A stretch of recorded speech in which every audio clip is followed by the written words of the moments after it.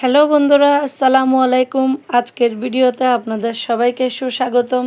দেখুন আমরা আমাদের গরুটাকে কিভাবে আদর করছি। আর আমাদের গরুটা আদর পেলেই মাথাটা ফেলে দেয়, মাথাটা আস্তে করে নুয়ে দেয়। আর সে জানে আজকে তাকে জবাই করা হবে। হয়তো আমরা জানি রাতে রাতে গরুকে ছুরি দেখানো হয়, হয়তো সে সেটা দেখেছে। তাকে একটুখানি আদর করতেই সে মাথাটা নুয়ে ফেলে দিয়েছে। একটু পরেই তাকে জবাই করা হবে। হুজুর আসতেছে, তো কসাইদেরও প্রস্তুতি চলছে, দড়ি নিয়ে রশি নিয়ে সবাই। তাকে এখন জবাই করা হবে, সেটা ভিডিওতে দেখাতে পারিনি। এখন কাটাকুটির কাজ চলতেছে, কসাইরা সবাই মিলে কেটে কুটে নিচ্ছে। রক্তগুলা ভালো করে পানি দিয়ে ধুয়ে নিয়েছে, আবার একপাশে পরিষ্কার পরিচ্ছন্নতার কাজও চলছে।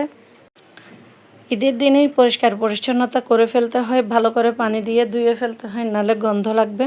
এদিকে আমি আবার রান্নার প্রস্তুতিও নিয়ে নিচ্ছি। এদিকে বাটা ঘষা যা আছে সব কিছু বেটে নিলাম। নারকেল বাটা, আদা বাটা, রসুন বাটা, পেঁয়াজ বাটা, জিরা বাটা, সরিষা বাটা সব রেডি করে নিলাম। আবার হাঁড়ি পাতিলগুলা ধুয়ে বড় বড় রেডি করে নিচ্ছি। ওদিক থেকে কষাইরা কেটে কুটে দিলেই আমরা চুলায় তরকারি বসাই দিব। অলমোস্ট ভাত রান্না হয়ে গেছে এখন। তারপর একটু পরে আমরা রান্নাটা চুলায় বসাই দিব। চুলাটা মোছামাছি করে নিচ্ছি। বসাই দেওয়ার পরে রান্নাটা হলে আবার আমি আপনাদেরকে নতুন আরেকটা ভিডিও দিব আমার রান্না নিয়ে। এখন আমাদের প্রস্তুতি চলছে। এপাশে আমার সাহেব আবার বাবরখানি পরোটা নিয়ে আসছে।